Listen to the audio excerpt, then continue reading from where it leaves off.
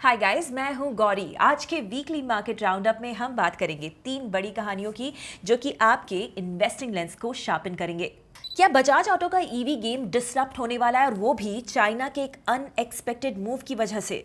दूसरी तरफ Reliance retail quietly अपना एक्सपेंशन इंजन फुल थ्रॉटल पे डाल रहा है, लेकिन इस बार स्ट्रैटेजी में एक स्मार्ट ट्विस्ट है। और तीसरी स्टोरी, जहां प्राइवेट बैंक्स पेस को लूज कर रहे हैं, वहीं पर public sector banks quietly profit charts के किंग बनते जा रहे हैं। लेकिन कैसे?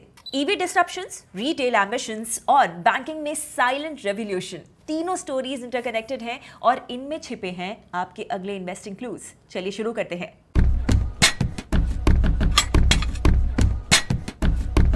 बजाज ऑटो ने एक अलर्ट दिया है कि जुलाई से उनकी इलेक्ट्रिक स्कूटर प्रोडक्शन रुक सकती है, और इसका रीजन है चाइना के export restrictions.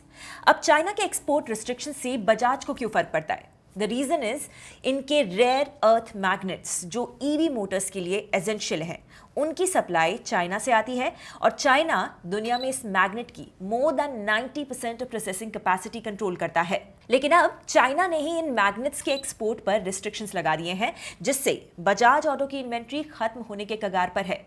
Now the question is कि चाइना ने ऐसा क्यों किया? इसका सीधा लिंक है जियोपॉलिटिक्स और ग्लोबल टेक रेस से। रेयर अर्थ एलिमेंट्स सिर्फ ईवीज में नहीं, बल्कि विंड टर्बाइन, स्मार्टफोन्स और डिफेंस इक्विपमेंट तक में यूज होते हैं।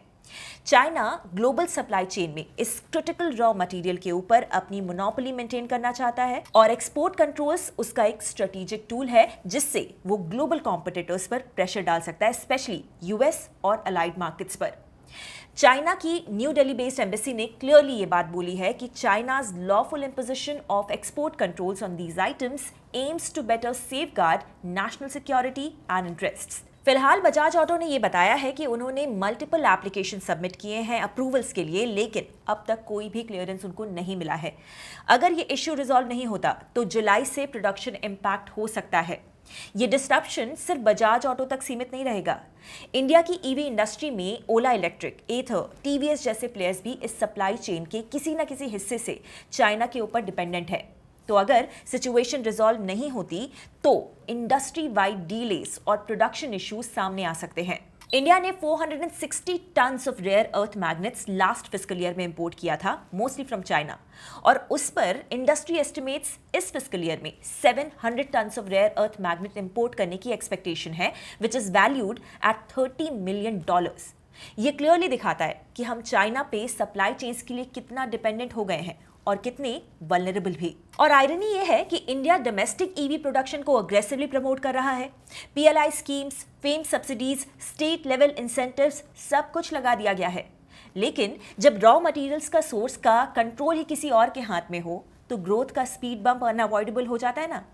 अब आते हैं हमारी दूसरी स्टोरी पे, जो कि रिटेल सेक्टर से जुड़ी हुई है। आपको पोस्ट कोविड रिवेंज शॉपिंग तो याद ही होगी ना। सब लोग कैसे मॉल भाग रहे थे, नए कपड़े, नए जूते, शॉपिंग का एक अलग ही सा क्रेज था।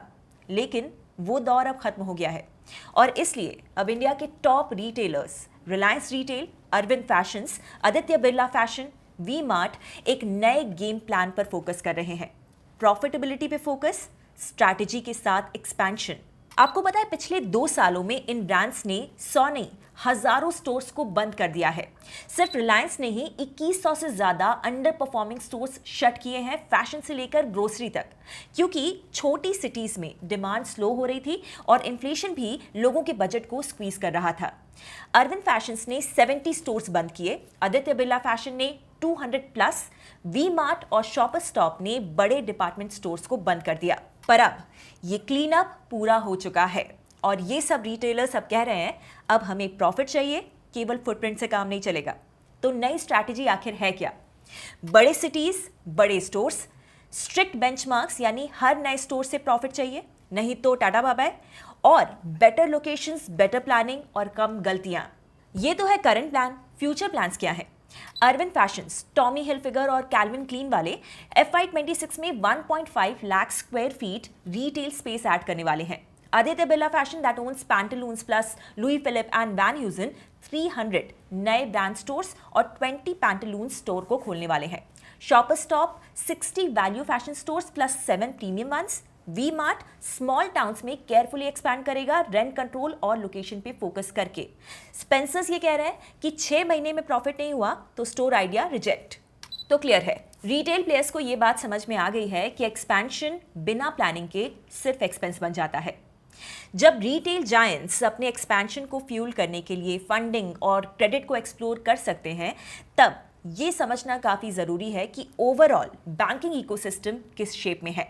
और गुड न्यूज ये है कि इंडिया के पब्लिक सेक्टर बैंक्स ने FY25 में एक जबरदस्त परफॉर्मेंस दिया है, जो कि पूरे सेक्टर के लिए एक कॉन्फिडेंस बूस्टर बन गया है। तो चलिए, let's delve into that aspect. So the headline is that in a decade long breakthrough, Indian banking sector ने FY25 के स्टार्ट में ही FY 2024 का नेट प्रॉफिट बेंचमार्क क्रॉस किया है। और इस ग्रोथ के सेंटर में है PSUs। ऑल्दो ये प्रॉफिट ओवरऑल बैंकिंग सेक्टर का था, the surprising part is that PSU banks ने प्राइवेट सेक्टर बैंक्स को आउट परफॉर्म किया है। लास्ट फाइनेंशियल ईयर के हम फिगर्स को देखें तो टोटल बैंकिंग सेक्टर का प्रॉफिट 3.71 लाख करोड़ रुपीस के आसपास था, लेकिन सरप्राइज ये है कि प्राइवेट बैंक से ज्यादा तेजी से PSU बैंक्स ने ग्रो किया। प्राइवेट बैंक्स ने सिर्फ 7% की प्रॉफिट ग्रोथ दिखाई है, जबकि PSU बैंक्स का प्रॉफिट ग्रोथ 26% तक पहुंच गया है।